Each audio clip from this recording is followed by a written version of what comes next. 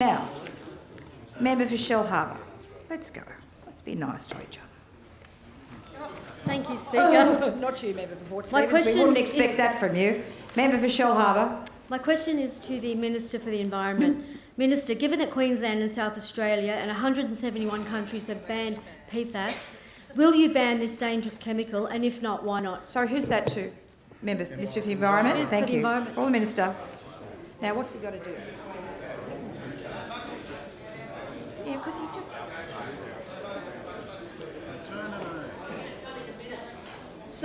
So, Madam Speaker, I thank the member for the question, Madam Speaker. No, They've obviously run out of budget questions to ask us, Madam Speaker. They've obviously run out of puff, Madam Speaker. Now they're turning, Madam Speaker, to an important issue. And frankly, Madam Speaker, I am really pleased to be able to talk about the work that this government is doing to support our communities across New South Wales. Now, Madam Speaker, in the areas across New South Wales where PFAS has been unearthed as a potential contaminant of our environment, we have done some really important work. In the absence of some leadership from the federal government, we have stepped up to the plate. The member for Port Stephens knows.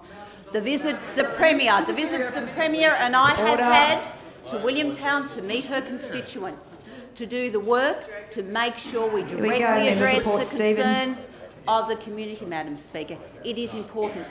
And we will stand behind those communities that are affected, particularly the member for Port Stephens community. It is a genuine issue. We have connected up reticulated water from the town. We are looking in every possible way to support the communities that may have concerns. We hold their hands, both the Premier and I, to address those serious issues. But, Madam Speaker, we have a question here about PFAS. It is the end of a parliamentary session. But let me take this opportunity to talk about the important supporting work which we are doing, Madam Speaker, across the environment in New South Wales. You'll join your friend shortly, Member for Rockdale. Madam Speaker, you know, the opposition doesn't want to talk about that work, Madam Speaker. They can't stand the truth, Madam Speaker. We have a record amount of $2 billion, Madam Speaker. Resume your seat, Minister, please. Yes, Member for Wyong, I'll hear it. It is Standing Order 129. She was asked specifically, will they ban PFAS? And let's not about further. PFAS, anything else. Will they ban PFAS? It's a simple question.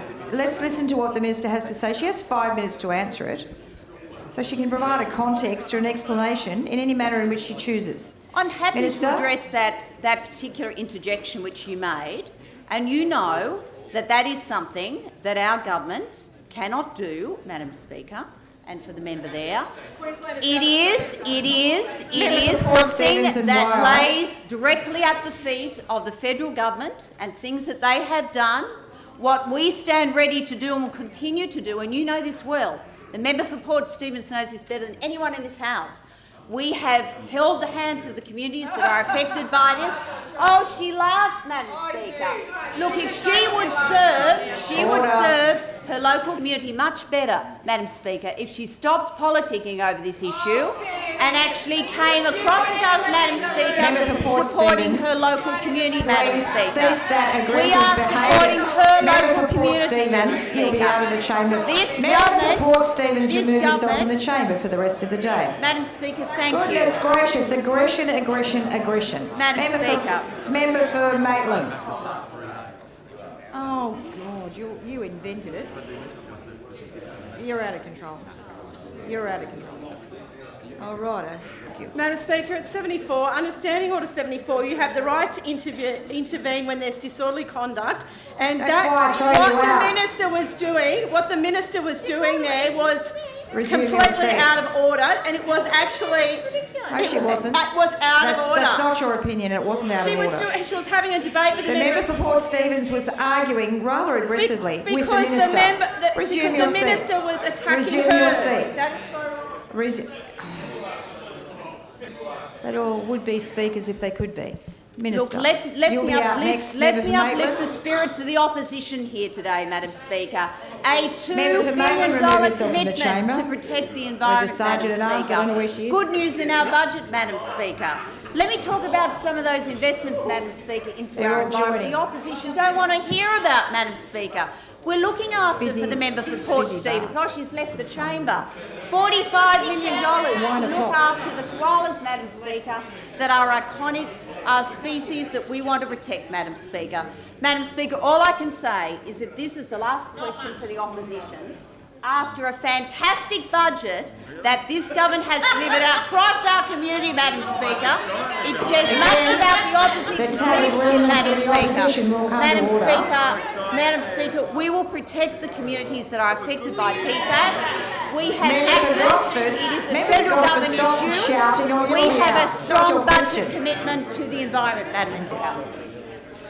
I really would appreciate it if members would cease shouting across the chamber, or shouting at ministers at the lectern. Member for Gosford, that was you. Member for East Hills. Particularly good news today, but Sorry, member for East Hills. Sorry, the it minister's has been raised before. It's the standing minister order. has finished her answer. Was I it know, this is about the comment that you just made. about the member for Gosford interjecting? Correct. And arguing with the And- minister at the and with lectern, the- which is completely out of order. Is that the one? Yeah, Standing Order Right. 74. Yes. If ministers direct their comments to individual members on this side, and Yes. our members get thrown out and there is no action taken against the minister for doing so, then we have to feel that it is very biased in this place. And if there is proper rulings both ways, then our Thank you. members wouldn't be forced to respond. I'm reminded of, and I appreciate your comments as always, Member for Wyong, because you do have experience and wisdom in this chamber. And thank you very much. It's rare, but yes, exactly. Member for East Hills.